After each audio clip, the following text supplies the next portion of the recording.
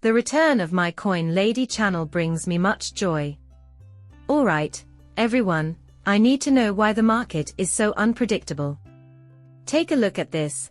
It appears to be the tranquilly preceding the tempest. Indeed, a government official acknowledged to DB News today that the most amiable administration has been authorized to sell 69,000 bitcoins, valued at around $6.5 billion, sold on Silk Road. Because of this, the market is currently baffled. If this continues, our fate is sealed. This is completely bizarre, though, because how can they possibly sell all that Bitcoin, aren't they? Out goes a substantial amount of capital. We're likely to hit new autumn highs after this crash, which is why it seems strange to me. All coins and crypto, in general, enter their peak season now. Right now. They need to sell quickly, which is why I'm bringing this up. Reason being, once Trump takes office, he has no interest in selling. Actually, he's only acting. Surely his goal is to amass a Bitcoin strategic reserve. And is planning to stock up on Bitcoin, isn't he? So maybe this is how it will go if they decide to sell, and then it will go up again. So, on December 30th, a federal judge gave the DOJ the green light to sell 69,000 Bitcoin CS from the dark web marketplace Silk Road. Officials have verified. Wow, so is this some sort of final right that they truly choose to perform? The answer eludes me. However, we can't ignore the fact that Coinbase has already approved a credit line for the sale of the Bitcoin that was intended for the reserve guys during the Trump administration, isn't it? Created what? Has everyone bought it? Not sure, but I doubt it, guys. Just like when Germany sold off their holdings shortly before the market crashed. It seems like we're about to hit rock bottom. Then, assuming that hasn't happened yet, what happens next? This is it, guys. The last chance to buy. It will be terrifying if it comes to pass, won't it? It will undoubtedly be terrifying. With a $6.5 billion sell-off, I am unsure of how low Bitcoin may go. Isn't that around 70k? 70,000 something Bitcoins. Maybe that's absurd, but I'll be ready for anything, bro. What will happen to XRP, though, if Bitcoin continues down that road? In my opinion, we won't go below 2, do we? Perhaps we won't sink to that level. This is why I'm investing in XRP, guys. There's no manipulation, right? Maybe it's in the high 80s, who knows? The most popular cryptocurrency at the moment, Bitcoin, is completely manipulable. It's wrong to use XRP. Now that Bank of America was ready to embrace XRP as the foundation of the future financial system, I suppose everything is relative, but I mean, the manipulation is more pronounced with Bitcoin than with XRP. Give it some thought. That was put an end to by an ACS administration. Everything has changed, hasn't it? Oh, sure. This administration is in charge of everything. We will pump for that reason. Bank of America had been using it for all of their internal transactions for almost 2 years before they were shut down, and when it finally happens under Trump's leadership as CEO, the head of the sound planning department will be discussing it with the guys.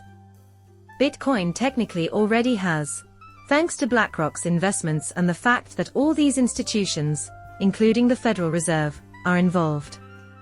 I mean, come on. I'm talking about the entire world here. The Federal Reserve may have a soft spot for XRP, but I highly doubt they have a soft spot for Bitcoin. Are you people ready for change? There will be a shift very soon. Ripple is holding 25% of the XRP for a reason. That is so for a purpose. Because there is a limited supply of XRP, its value should rise in response to increased demand.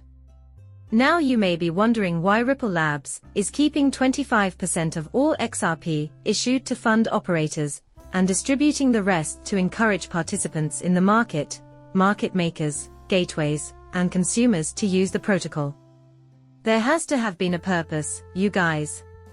Why aren't you also optimistic on XRP if they are? Since China is currently quite optimistic about blockchain technology, it intends to incorporate it into its national data infrastructure, with the goal of complete deployment by 2029. Seeing it, you must be thinking, 2029. Earlier, definitely not. By the way, 2029 is 13 years away, so probably 2026. Look away from this. In 2029, you guys, the wheel will turn. Guess what it is? 2026. Fascinating, isn't it? In my humble opinion, I don't think they could actually hold off till the 29th, dudes. Hey Justin, to encourage financial institutions in Hong Kong to use distributed ledger technology, the city's central bank has established a supervisory incubator for the technology. Meanwhile, others claim that blockchain technology will be fully operational by 2029, while other Hong Kong institutions are actively seeking to implement it. In what ways can you perceive the topic at hand? I seriously doubt they can hold their tongue for that long, so pay attention to what they do instead of what they say. Am I correct? Well, I don't really understand what problem that solves, right? Brad Garlinghouse said in 2019 while discussing the JP Morgan coin. Having major players like JPM backing the blockchain and cryptocurrency industry is fantastic. That is fantastic. To be honest, I won't say anything pleasant about this. And what will happen when the World Economic Forum names XRP the most relevant cryptocurrency for banks' CBDCs, given that JP Morgan coin isn't going to achieve anything? Excuse me. Take a look at it. They made a point of mentioning that the WAF has identified XRP as the most applicable cryptocurrency for CBDCs by banks, I believe. Yes, I sense that. It's already right there, guys, but nobody sees it. Shorts by David, Ripple. According to the CTO, the XRP ledger will serve as a link between CBDCs. So, XRP is like a bridge currency, isn't it? XRP is a bridge currency, you say? From one currency to another, okay, my friends. Isn't XRP the necessary bridge? There are two sides to it. Holy cow. Do you think this is insane? This is really insane, you guys.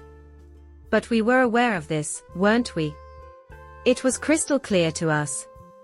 I told you before that the digital euro is happening and will happen soon. This is crucial for greater standardization on the part of merchants and consumers alike.